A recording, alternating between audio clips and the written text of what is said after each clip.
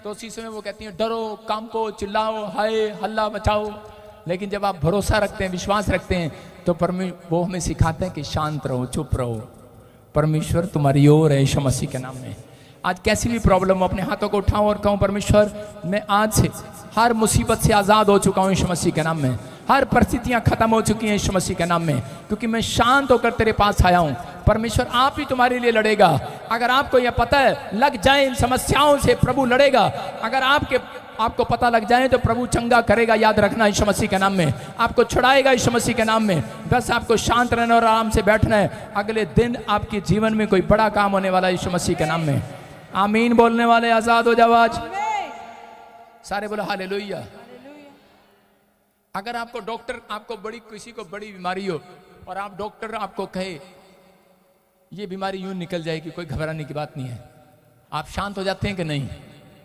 कह रहे जो आपके ऊपर कर्जा होता है और आपके साथ आपका कोई आप व्यक्ति कहता है कि कोई नहीं पैसे मैं दे दूंगा, आप शांत हो जाते कि नहीं? शांत होते कि नहीं? अगर आप किसी समस्या में हैं, आज परमेश्वर कह रहा है आपको, कह रहा मैं तुम्हारे साथ हूं, तुम्हारा कोई बड़ा काम करने वाला हूं यीशु मसीह के नाम में। क्या आपकी समझ में आया कि नहीं? यस। आज परमेश्वर आपको शांत करने होने के लिए बोल रहा है कि मैंने तुम्हारी कंप्लेंट्स ले लिया है, मैंने तुम्हारी मुसीबतों को ले लिया, मैंने तुम्हारे दुख तकलीफ को ले लिया, उन परिस्थितियों को ले लिया है। बच्चा है पेट में है, बीमार है, बच्चा पेट में है, आपका काम नहीं बन रहा, डॉक्टर आपको बोल रहा है आप बांझ हैं, बच्चा नहीं है, आपके ऊपर कर्जा है, हालात अच्छे नहीं है, आप 3 बार वीजा लगाया बेकार हो गया। परमेश्वर कह रहा है शांत रहे, तेरे पास अगर प्रार्थना करने की ताकत है तो कहता है कि बस कछुओं की तरह मुंडी अंदर कर। अगले साल कहता तू अमेरिका जाएगा यीशु मसीह के नाम में।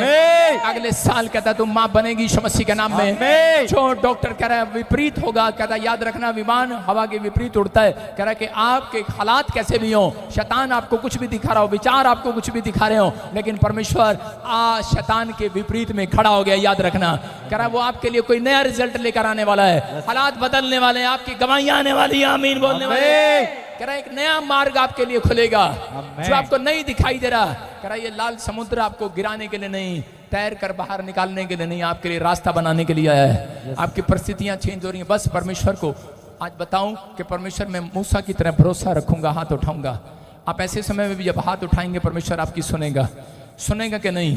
पवित्र आत्मा जी मैं प्रार्थना करता हूं मेरे पिता परमेश्वर, जो ऑनलाइन सुन रहे हैं मुझे, जिन्होंने मैसेज सुना, पवित्र आत्मा जी आज मेरे पिता परमेश्वर शांति के दूत यहां पर आने पाए, जो चिल्ला रहे हैं आज इनकी चिल्लाहट खत्म होने पाए। परमेश्वर आज वो समस्या से बाहर निकाले नहीं यीशु मसीह के नाम में। आज कैसी भी प्रॉब्लम हो बाहर कर दे आज इन्हें यीशु मसीह के नाम में। हालात कितने भी बेकार हो परमेश्वर आजाद कर दे रहे।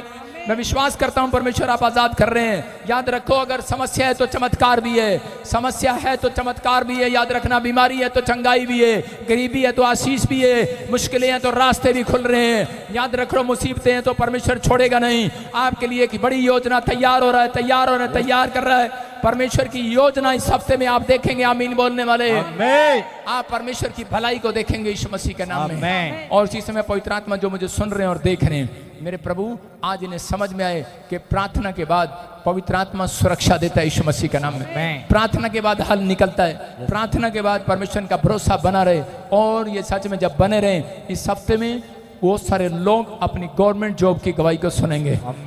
अबलबा शबलबा शबलबा।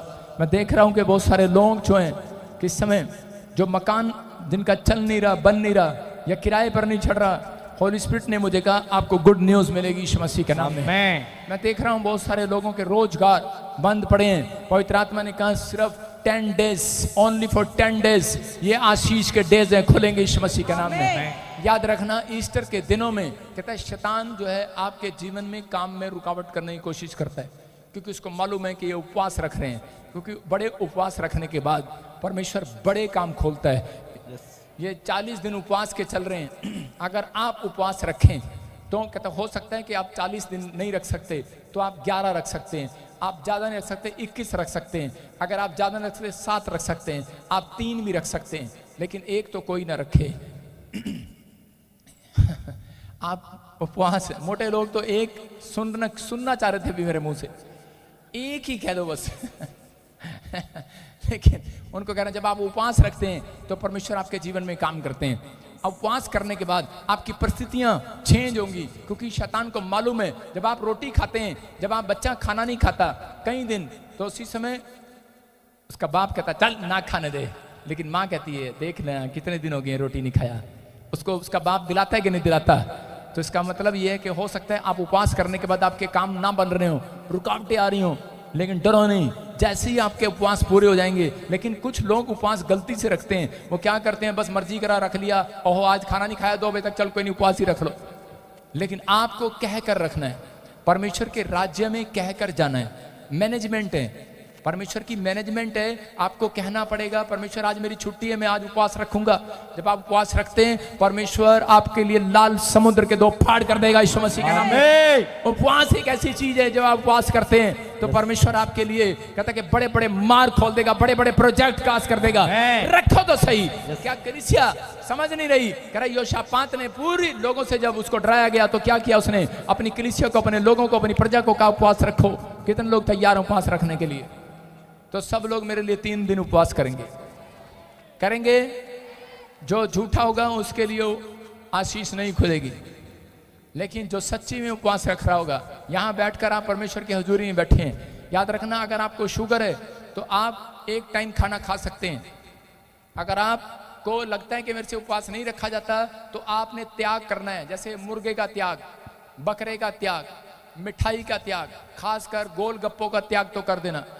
त्याग, चटपटी चीजें जो आपकी जीभ पर लगे उसका त्याग। आप ऐसी चीज खाओ जो सड़ी हुई लगे, मतलब दाल बिना नमक पानी वाली ऐसी खाओ जो आप बस आपके अंदर बॉडी में बस रास आए, क्योंकि आपको अगर कोई पेशेंट है इसलिए बोल रहा हूं, ऐसी चीज खाओ।